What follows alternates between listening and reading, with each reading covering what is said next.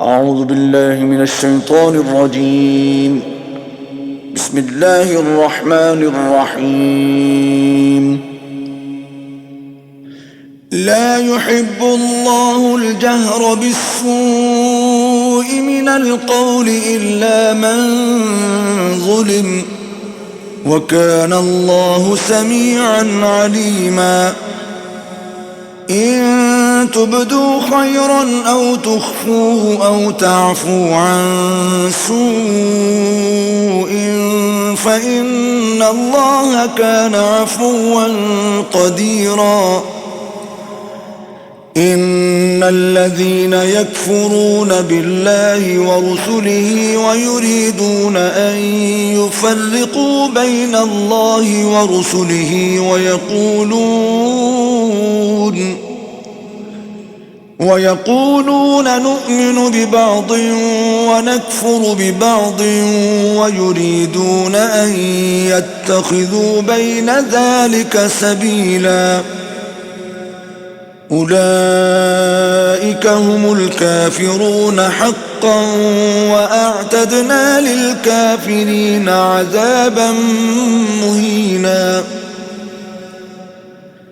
والذين آمنوا بالله ورسله ولم يفرقوا بين أحد منهم أولئك سوف يؤتيهم أجورهم، وكان الله غفورا رحيما.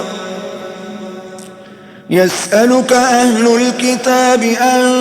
تنزل عليهم كتابا من السماء، فقد سألوا موسى أكبر من ذلك فقالوا أرنا الله جهرة فأخذتهم الصاعقة بظلمهم، ثم اتخذوا العجل من بعد ما جاءتهم البينات فعفونا عن ذلك وآتينا موسى سلطانا مبينا. ورفعنا فوقهم الطور بميثاقهم وقلنا لهم ادخلوا الباب سجدا وقلنا لهم لا تعدوا في السبت وأخذنا منهم ميثاقا غليظا. فبما نقضهم ميثاقهم وكفرهم بآيات الله وقتلهم الأنبياء بغير حق وقولهم قلوبنا غلف، بل طبع الله عليها بكفرهم فلا يؤمنون إلا قليلا. وبكفرهم وقولهم على مريم بهتانا عظيما، وقولهم إنا قتلنا المسيح عيسى ابن مريم رسول الله وما قتلوه وما صلبوه ولكن شبه لهم، وإن الذين اختلفوا فيه لفي شك منه ما لهم به من علم إلا اتباع الظن وما قتلوه يقينا، بل رفعه الله إليه وكان الله عزيزا حكيما. وإن من أهل الكتاب إلا ليؤمنن به قبل موته، ويوم القيامة يكون عليهم شهيدا. فبظلم من الذين هادوا حرمنا عليهم طيبات أحلت لهم وبصدهم عن سبيل الله كثيرا، وأخذهم الربا وقد نهوا عنه وأكلهم أموال الناس بالباطل وأعتدنا للكافرين منهم عذابا أليما لكن الراسخون في العلم منهم والمؤمنون يؤمنون بما أنزل إليك وما أنزل من قبلك والمقيمين الصلاة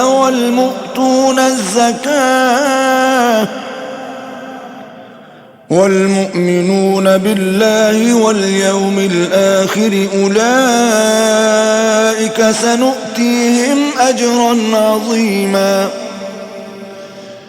إنا أوحينا إليك كما أوحينا إلى نوح والنبيين من بعده وأوحينا إلى إبراهيم وإسماعيل وإسحاق ويعقوب والأسباط وعيسى وأيوب ويونس وهارون وسليمان وآتينا داود زبورا ورسلا قد قصصناهم عليك من قبل ورسلا لم نقصصهم عليك وكلم الله موسى تكليما رسلا مبشرين ومنذرين لئلا يكون للناس على الله حجة بعد الرسل وكان الله عزيزا حكيما لكن الله يشهد بما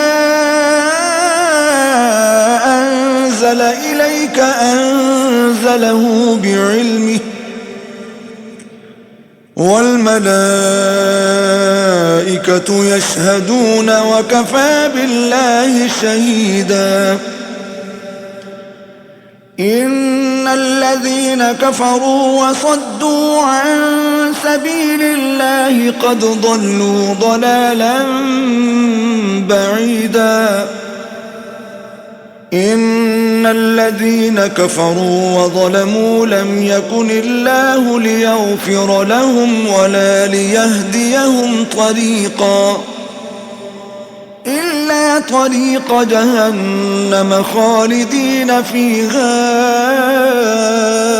أبدا وكان ذلك على الله يسيرا يا أيها الناس قد جاءكم الرسول بالحق من ربكم فآمنوا خيرا لكم وإن تكفروا فإن لله ما في السماوات والأرض وكان الله عليما حكيما يا أهل الكتاب لا تغلوا في دينكم ولا تقولوا على الله إلا الحق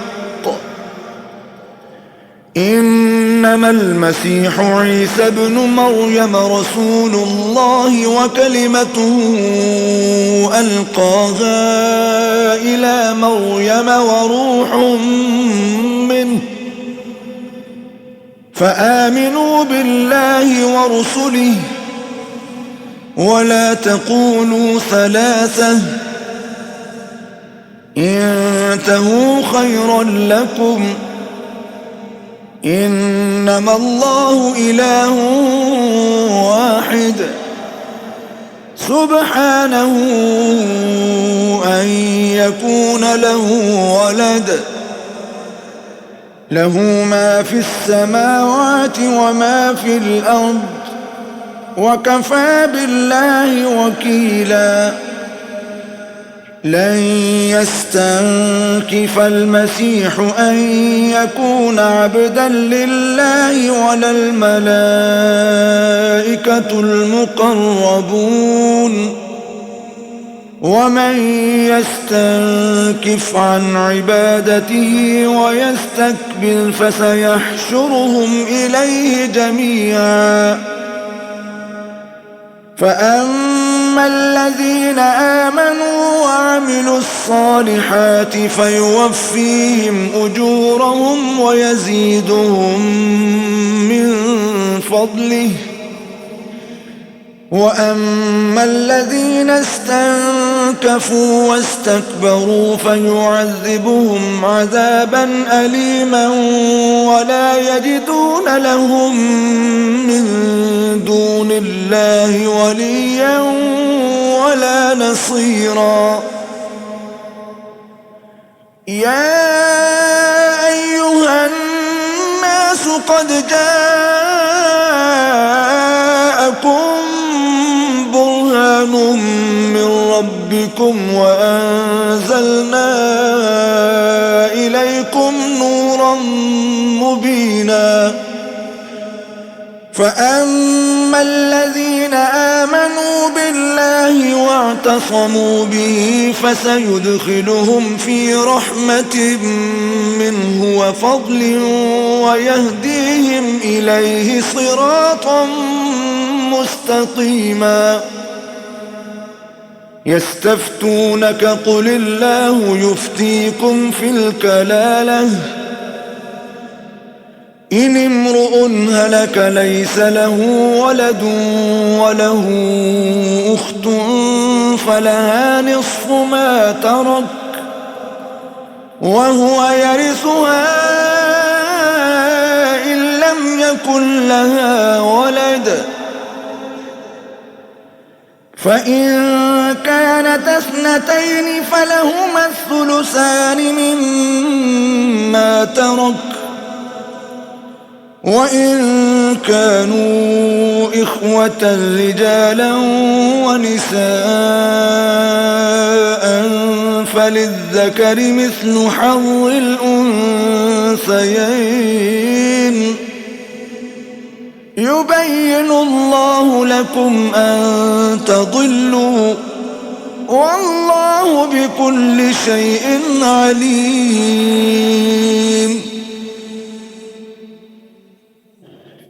بسم الله الرحمن الرحيم يا أيها الذين آمنوا أوفوا بالعقود أحلت لكم بهيمة الأنعام إلا ما يتلى عليكم غير محل الصيد وأنتم حرم إن الله يحكم ما يريد يا أيها الذين آمنوا لا تحلوا شعائر الله ولا الشهر الحرام ولا الهدي ولا القلائد لا تحلوا شعائر الله ولا الشهر الحرام ولا الهدي ولا القلائد ولا آمين البيت الحرام يبتغون فضلا من ربهم ورضوانا وإذا حللتم فاصطادوا ولا يجرمنكم شنآن قوم أن صدوكم عن المسجد الحرام أن تعتدوا وتعاونوا على البر والتقوى ولا تعاونوا على الإثم والعدوان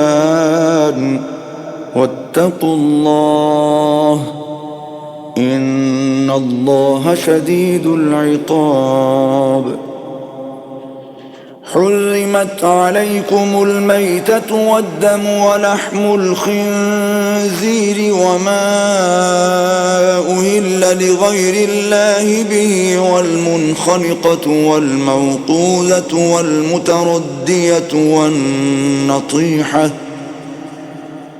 والنطيحة وما أكل السبع إلا ما ذكيتم وما ذبح على النصب وأن تستقسموا بالأزلام ذلكم فسق.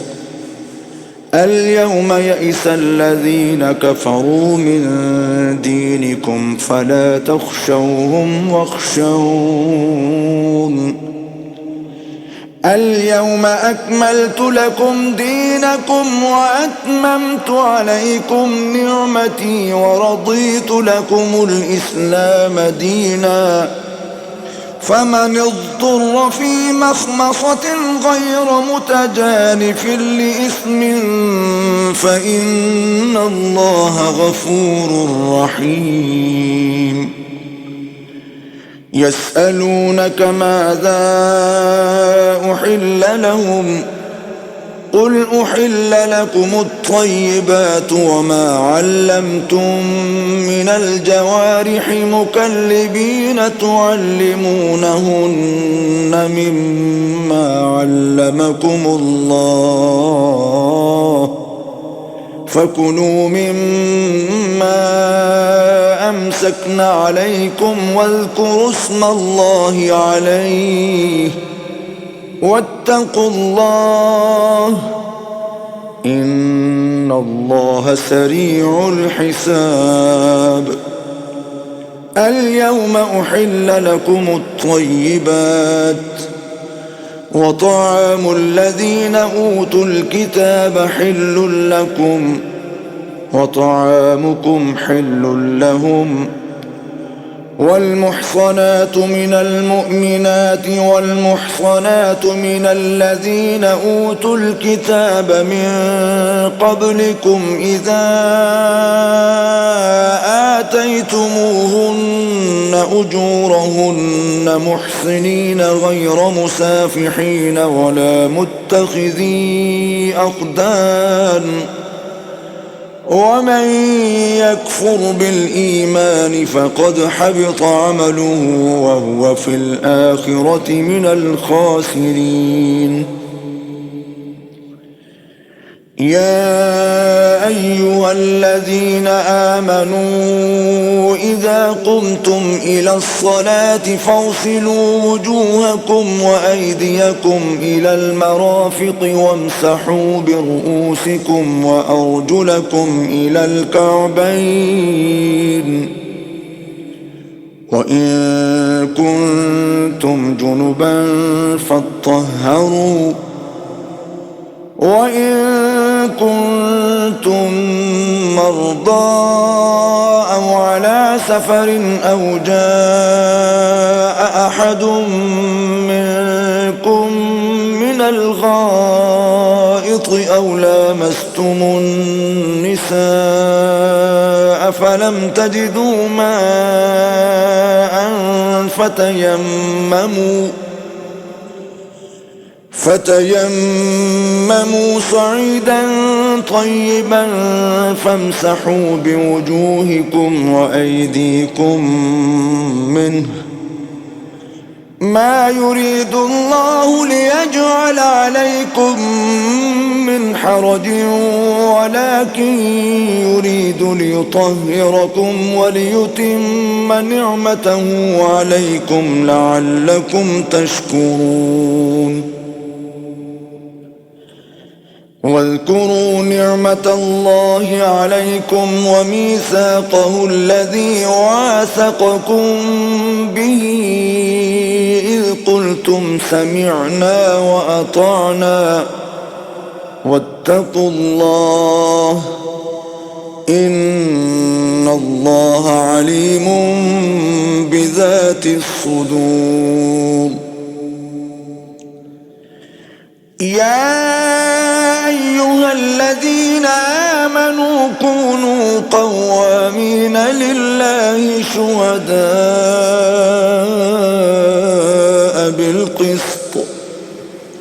ولا يجرمنكم شنآن قوم على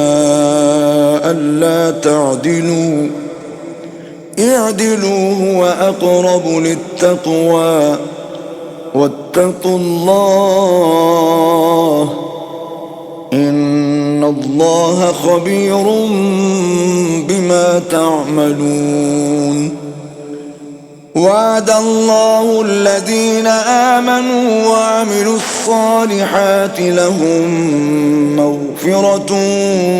وأجر عظيم والذين كفروا وكذبوا بآياتنا أولئك أصحاب الجحيم يا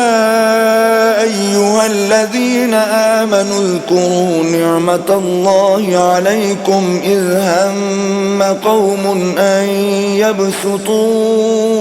إليكم أيديهم فكف أيديهم عنكم واتقوا الله وعلى الله فليتوكل المؤمنون ولقد أخذ الله ميثاق بني إسرائيل وبعثنا منهم 12 نقيبا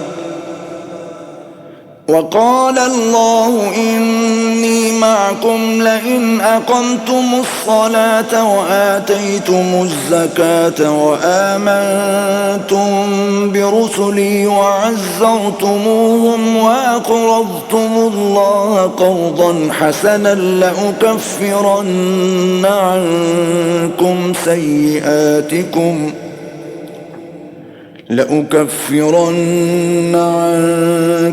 سيئاتكم ولأدخلنكم جنات تجري من تحتها الأنهار فمن كفر بعد ذلك منكم فقد ضل سواء السبيل فبما نقضهم ميثاقهم لعناهم وجعلنا قلوبهم قاسية يحرفون الكلم عن مواضعه ونسوا حظا مما ذكروا به ولا تزال تطلع على خائنة منهم إلا قليلا منهم فاعف عنهم واصفح إن الله يحب المحسنين ومن الذين قالوا إنا نصارى أخذنا ميثاقهم فنسوا حظا مما ذكروا به فأغرينا بينهم العداوة والبغضاء إلى يوم القيامة وسوف ينبئهم الله بما كانوا يصنعون يا أهل الكتاب قد جاءكم رسولنا يبين لكم كثيرا مما كنتم تخفون من الكتاب ويعفو عن كثير قد جاءكم من الله نور وكتاب مبين يهدي به الله من اتبع رضوانه سبل السلام ويخرجهم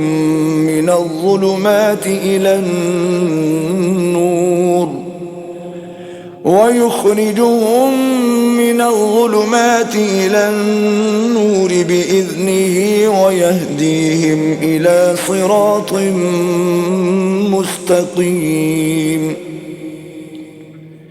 لقد كفر الذين قالوا إن الله هو المسيح ابن مريم قل فمن يملك من الله شيئا إن أراد أن يهلك المسيح ابن مريم وأمه ومن في الأرض جميعا ولله ملك السماوات والأرض وما بينهما يخلق ما يشاء والله على كل شيء قدير. وقالت اليهود والنصارى نحن أبناء الله وأحباؤه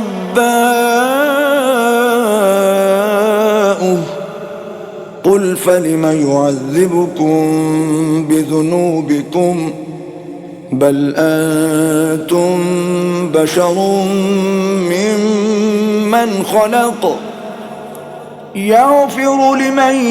يشاء ويعذب من يشاء ولله ملك السماوات والأرض وما بينهما وإليه المصير. يا أهل الكتاب قد جاءكم رسولنا يبين لكم على فترة من الرسل أن تقولوا ما جاءنا من بشير ولا نذير فقد جاءكم بشير ونذير والله على كل شيء قدير. وإذ قال موسى لقومه يا قوم اذكروا نعمة الله عليكم إذ جعل فيكم أنبياء وجعلكم ملوكا وآتاكم ما لم يؤت أحدا من العالمين. يا قوم ادخلوا الأرض المقدسة التي كتب الله لكم ولا ترتدوا على أدباركم فتنقلبوا خاسرين.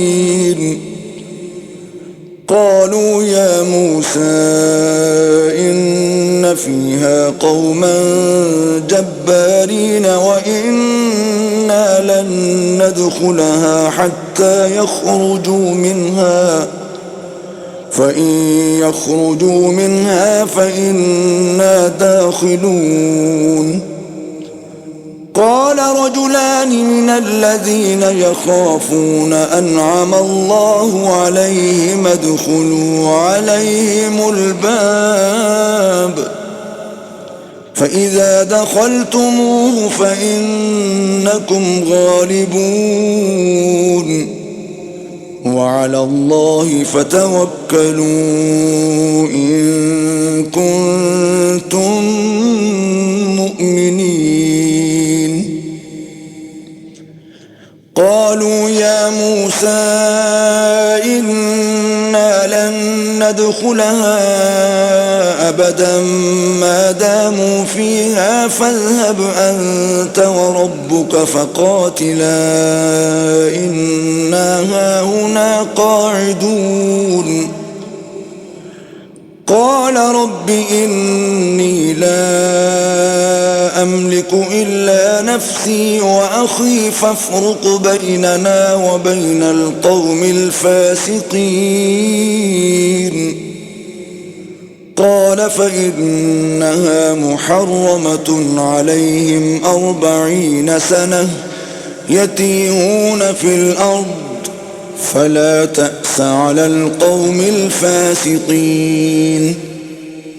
واتل عليهم نبأ ابني آدم بالحق إذ قربا قربانا فتقبل من أحدهما ولم يتقبل من الآخر قال لأقتلنك قال إنما يتقبل الله من المتقين. لئن بسطت إلي يدك لتقتلني ما أنا بباسط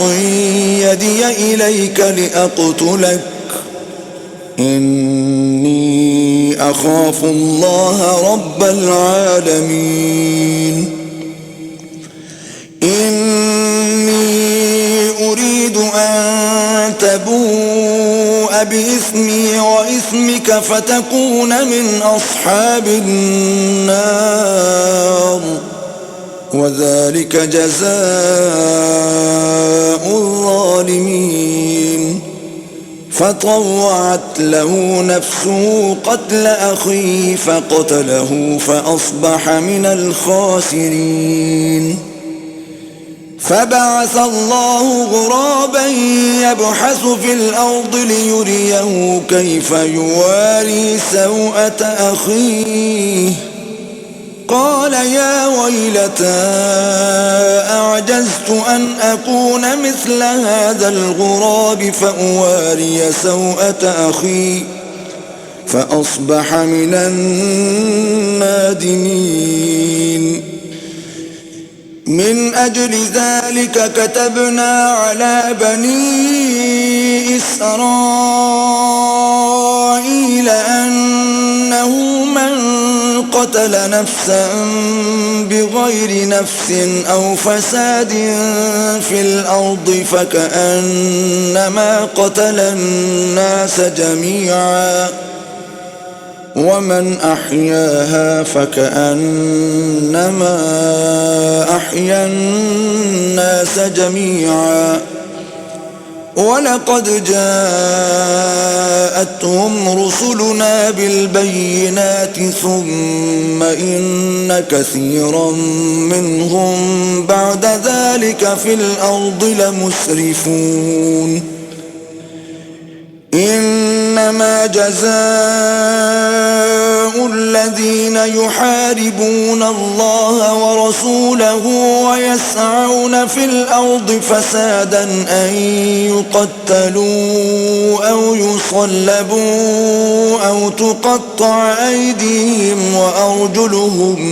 من خلاف أو ينفوا من الأرض ذلك لهم خزي في الدنيا ولهم في الآخرة عذاب عظيم. إلا الذين تابوا من قبل أن تقدروا عليهم فاعلموا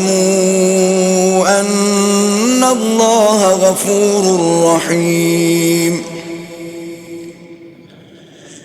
يا أيها الذين آمنوا اتقوا الله وابتغوا إليه الوسيلة وجاهدوا في سبيله لعلكم تفلحون. إن الذين كفروا لو أن لهم ما في الأرض جميعا ومثله معه ليفتدوا به من عذاب يوم القيامة ما تقبل منهم ولهم عذاب أليم. يريدون أن يخرجوا من النار وما هم بخارجين منها ولهم عذاب مقيم. والسارق والسارقة فاقطعوا أيديهما جزاء بما كسبا نكالا من الله والله عزيز حكيم. فمن تاب من بعد ظلمه وأصلح فإن الله يتوب عليه إن الله غفور رحيم. ألم تعلم أن الله له ملك السماوات والأرض يعذب من يشاء ويغفر لمن يشاء والله على كل شيء قدير. يا أيها الرسول لا يحزنك الذين يسارعون في الكفر من الذين قالوا آمنا بأفواههم ولم تؤمن قلوبهم ومن الذين هادوا سماعون للكذب سماعون لقوم آخرين لم يأتوك يحرفون الكلم من بعد مواضعه يقولون إن أوتيتم هذا فخذوه وإن لم تؤتوه فاحذروا ومن يرد الله فتنته فلن تملك له من الله شيئا. أولئك الذين لم يرد الله أن يطهر قلوبهم لهم في الدنيا خزي ولهم في الآخرة عذاب عظيم. سماعون للكذب أكالون للسحت فإن جاءوك فاحكم بينهم أو أعرض عنهم وإن تعرض عنهم فلن يضروك شيئا وإن حكمت فاحكم بينهم بالقسط إن الله يحب المقسطين. وكيف يحكمونك وعندهم التوراة فيها حكم الله ثم يتولون من بعد ذلك وما أولئك بالمؤمنين.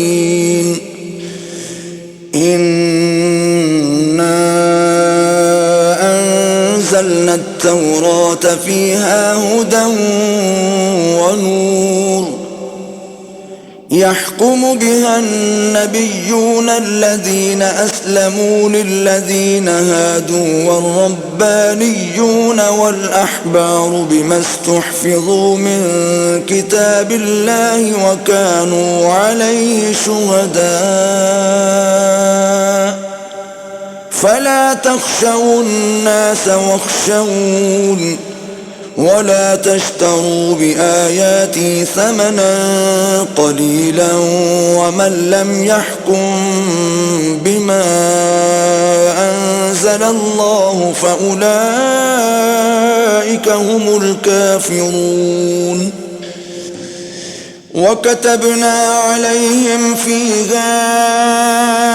أن النفس بالنفس والعين بالعين والأنف بالأنف والأذن بالأذن والسن بالسن والجروح قصاص فمن تصدق به فهو كفارة له ومن لم يحكم بما أنزل الله فأولئك هم الظالمون. وقفينا على آثارهم بعيسى ابن مريم مصدقا لما بين يديه من التوراة وآتيناه الإنجيل فيه هدى ونور ومصدقا لما بين يديه من التوراة ومصدقا لما بين يديه من التوراة وهدى وموعظة للمتقين. وليحكم أهل الإنجيل بما أنزل الله فيه، ومن لم يحكم بما أنزل الله فأولئك هم الفاسقون.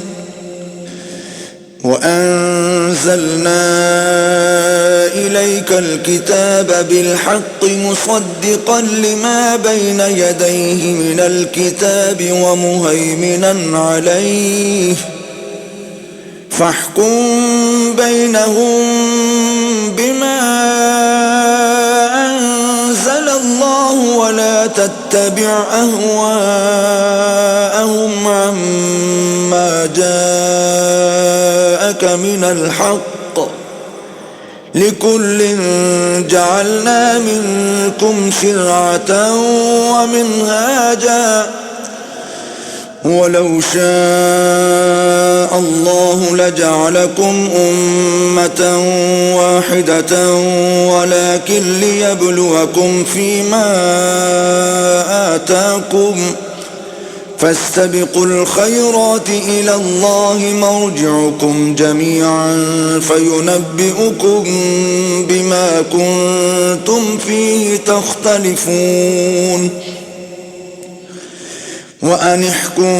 بينهم بما أنزل الله ولا تتبع أهواءهم واحذرهم أن يفتنوك عن بعض ما أنزل الله إليك،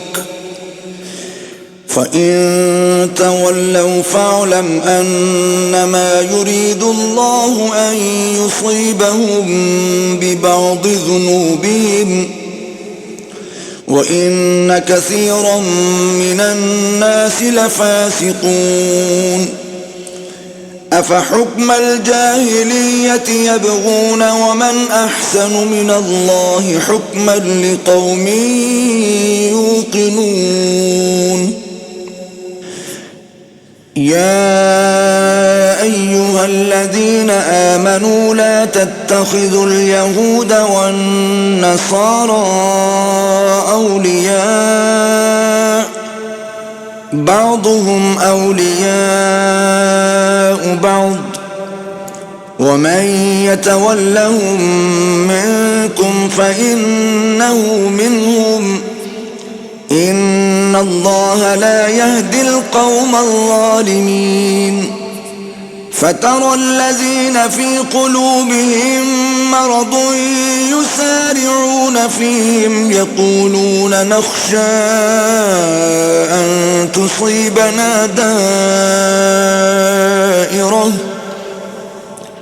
فعسى الله أن يأتي بالفتح أو أمر من عنده فيصبحوا على ما أسروا في أنفسهم نادمين. ويقول الذين آمنوا أهؤلاء الذين أقسموا بالله جهد أيمانهم إنهم لمعكم، حبطت أعمالهم فأصبحوا خاسرين. يا أيها الذين آمنوا من يرتد منكم عن دينه فسوف يأتي الله بقوم يحبهم ويحبونه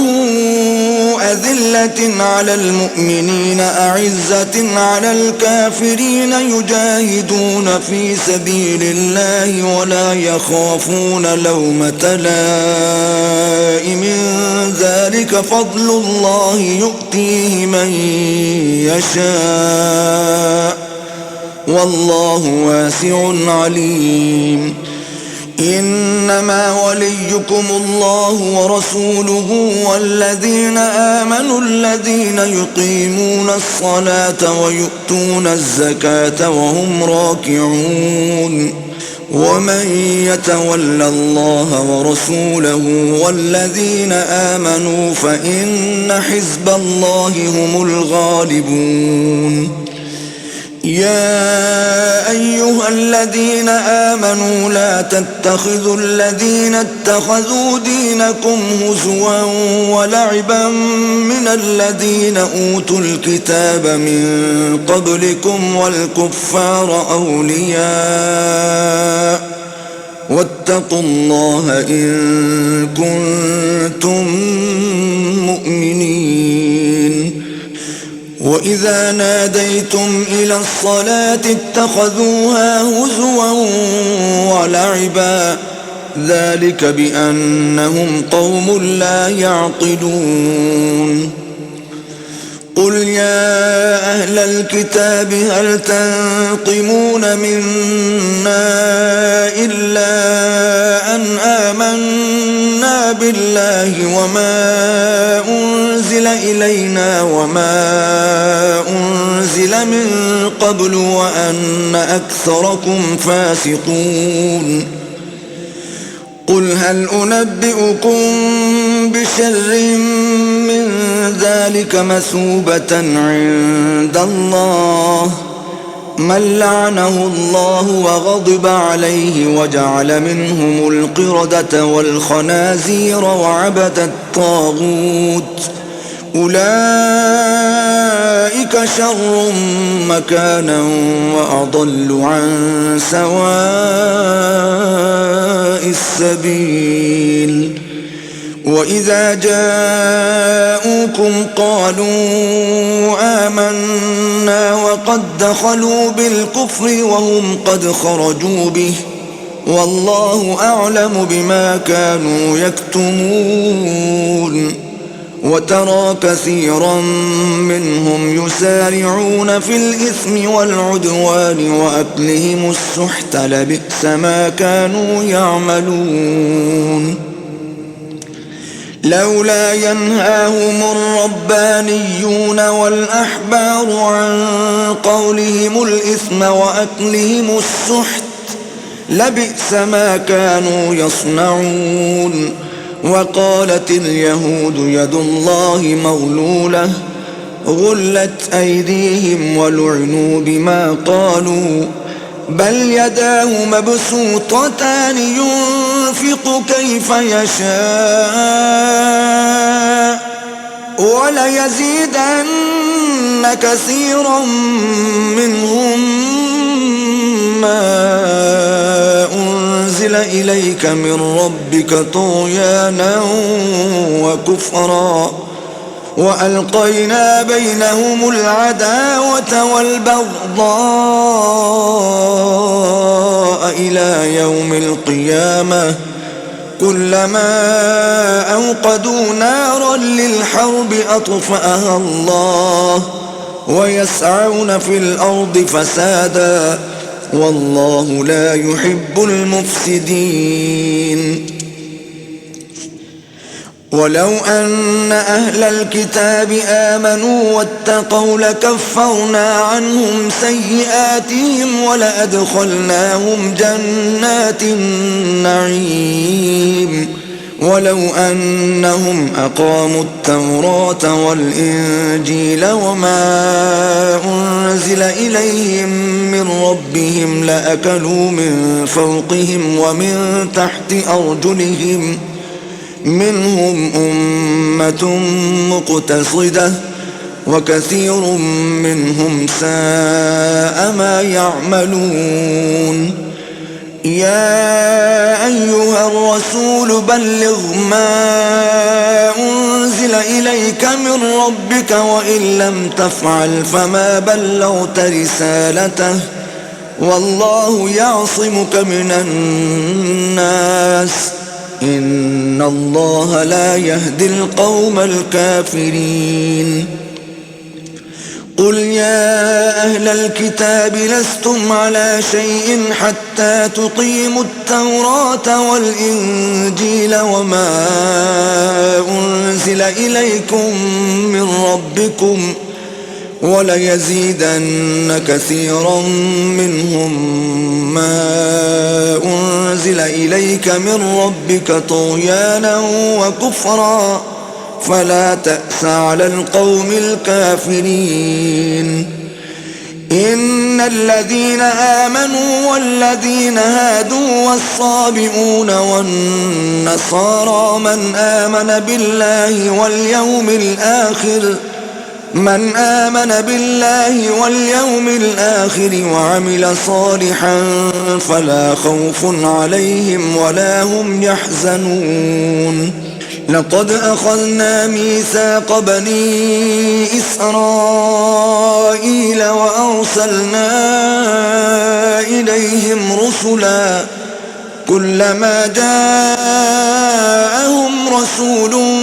بما لا تهوى أنفسهم فريقا كذبوا وفريقا يقتلون وحسبوا ألا تكون فتنة فعموا وصموا ثم تاب الله عليهم ثم عموا وصموا كثير منهم والله بصير بما يعملون. لقد كفر الذين قالوا إن الله هو المسيح ابن مريم وقال المسيح يا بني إسرائيل اعبدوا الله ربي وربكم إنه من يشرك بالله فقد حرم الله عليه الجنة ومأواه النار وما للظالمين من أنصار. لقد كفر الذين قالوا إن الله ثالث ثلاثة وما من إله إلا إله واحد وإن لم ينتهوا عما يقولون ليمسن الذين كفروا منهم عذاب أليم. أفلا يتوبون إلى الله ويستغفرونه والله غفور رحيم. ما المسيح ابن مريم إلا رسول قد خلت من قبله الرسل وأمه صديقة كانا يأكلان الطعام انظر كيف نبين لهم الآيات ثم انظر أنى يؤفكون. قل أتعبدون من دون الله ما لا يملك لكم ضرا ولا نفعا والله هو السميع العليم. قل يا أهل الكتاب لا تغلوا في دينكم غير الحق ولا تتبعوا أهواء قوم قد ضلوا من قبل وأضلوا كثيرا وضلوا عن سواء السبيل. لعن الذين كفروا من بني إسرائيل على لسان داود وعيسى بن مريم ذلك بما عصوا وكانوا يعتدون. كانوا لا يتناهون عن منكر فعلوه لبئس ما كانوا يفعلون. ترى كثيرا منهم يتولون الذين كفروا لبئس ما قدمت لهم أنفسهم أن سخط الله عليهم وفي العذاب هم خالدون. ولو كانوا يؤمنون بالله والنبي وما أنزل إليه ما اتخذوهم أولياء ولكن كثيرا منهم فاسقون لتجدن أشد الناس عداوة للذين آمنوا اليهود والذين أشركوا ولتجدن أقربهم مودة للذين آمنوا الذين قالوا إنا نصارى ذلك بأن منهم قسيسين ورهبانا وأنهم لا يستكبرون صدق الله العظيم.